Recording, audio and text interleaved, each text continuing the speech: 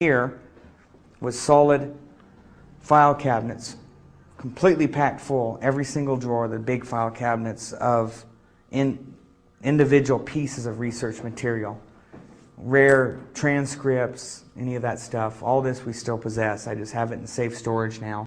This was the studio, the audio and video portions. Watch your step. Back here, just the remnants of cable. All my masters are just down here on the floor. Bills are all preserved in a safe place. Those are just the masters of all my broadcast. And in here was audio and video setup and all our duplication, order fulfillment. And here is the famous microphone that Bill loved so much and talked about on the air, the RCA tube mic, right here. He really liked this microphone a lot. From when he got it, that's all he used on the broadcast. How old is it? Oh, 40s. This is one of his Vietnam service medals. Now, some of his were just destroyed over the years, moving. So he had put together this batch prior to his death because he wanted to kind of make it an assemblage of the medals that were over there at the time that people were earning for the Qua Viet website. And this one's the Republic of Vietnam's service medal. Here's the commendation medal. And above them you see the ribbon that you wear. This is really for decorative purposes only. And historical, really, you don't ever wear these except for when they're pinned on you and you take them off. This one right here is Naval Service. And here is National Defense Service Medal. These, some of these pieces down, well, all these pieces down here were some of Bill's favorites that he had in his work area on display. That was his Say No to the UN plaque he got from the Lansing, Michigan speech. That tape will be familiar to many in the audience.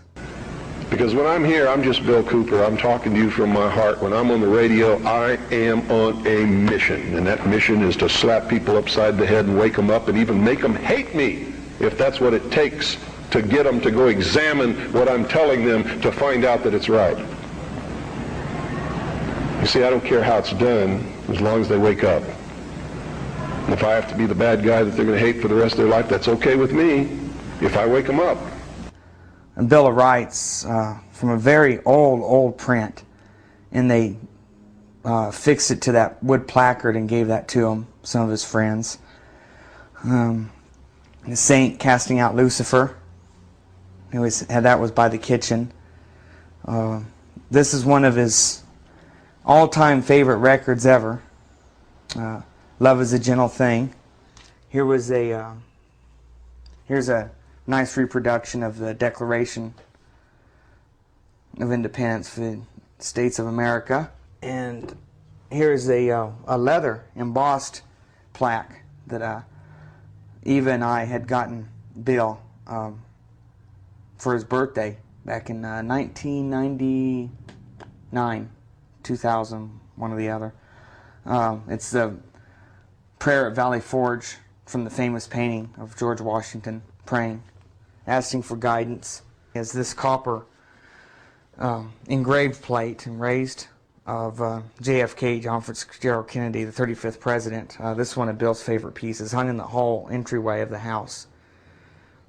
I don't know where he even got this, but he really liked it and made sure it was always up wherever he moved.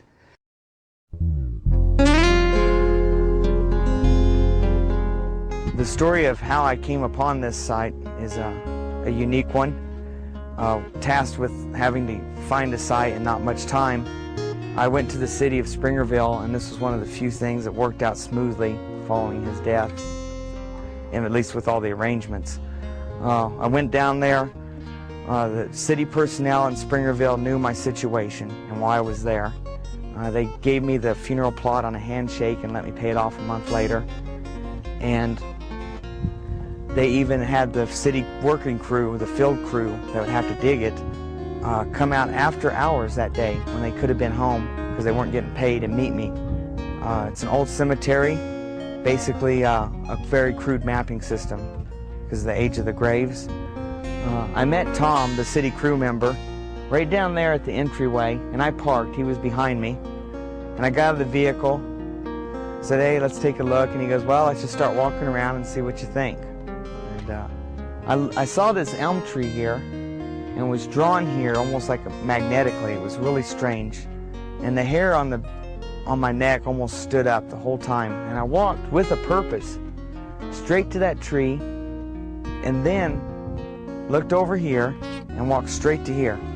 No hem-haw, skipped a lot of space. And I look out here, and it's the exact view that Bill loved in the mornings, afternoons, whenever, but afternoons his favorite. It's the same view we had from his back porch where we would barbecue and sit and listen to shortwave radio at night and watch the sunset and the snow, and just beautifully loved it. He talked about it on the radio often. So I'm standing here, I'm looking at this, and it's amazing. I'm still getting this chill feeling. And I look over like this, and there's Bill's house, perfectly in line. And this is essentially the exact same elevation and line of his back porch where he always sat and enjoyed the view of this valley, the round valley here. And I said, well, what about this spot here? And he says, oh, I think that's taken. So he pulls out this map, a lot of it hand-drawn and added to.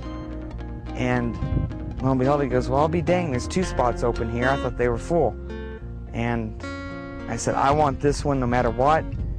The gentleman, Tom, he circled the area with cones and parked a vehicle here and notified the city crews that no one was to get this spot because it was for Bill. And that's pretty much how it happened.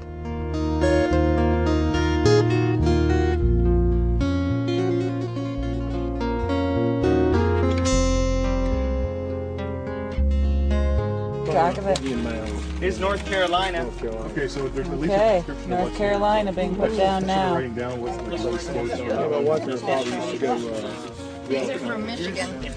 Okay, now we're getting ones. Petoskey stones. Petoskey stones from Michigan. Yeah, they're from I believe this also came from Lisa. It's from a rock from Washington State. Where's that one from? Vermont. Vermont. Both? Yes. Tumbled flint from Ohio. Flint Ridge, actually, no less. So. This is from Chicago, Illinois. Crack around already. It is a geo. Oh, Look at that. wow. Probably due to the light and circumstances, the research he was involved in and what he was exposing, I have no doubt he is in a much better place, not having to mess with this anymore. And but he left behind a huge hole in society and this whole genre of research that cannot be filled by anyone else, at least that I've ever ran into in this field or expect to run into. He's missed by many. And he made his fair share of enemies. But sometimes that happens if you're going to call their bluff, especially in front of 5,000 or 10,000 guests at a speaking engagement.